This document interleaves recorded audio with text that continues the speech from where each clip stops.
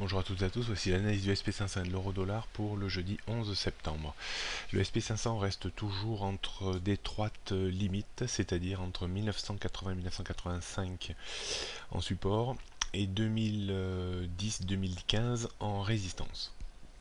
Tant que l'indice ne se sera pas extrait de ces deux zones, eh bien le calme et le statu quo restera toujours en place. Donc on note une grosse résistance à 2010-2015 qui sera certainement compliquée à déborder sans une nouvelle vraiment très positive. Et la zone de support 1980-85 reste également à surveiller car la rupture de cette zone entraînerait une dégradation sur 1940-1920 voire 1894 points.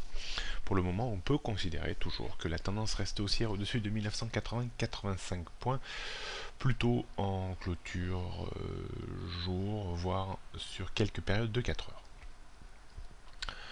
Du côté de l'euro-dollar a jugulé un petit peu son hémorragie baissière ces dernières heures, sans pour autant engager une correction de grande envergure.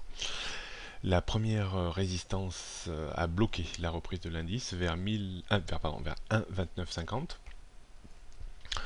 La deuxième résistance sera située vers 1,30 qui correspond à un niveau technique constitué par le ratio 50%. 50% c'est ni plus ni moins la baisse de la moitié de la vague de hausse constatée entre 1,20 et 1,40 ces deux dernières années.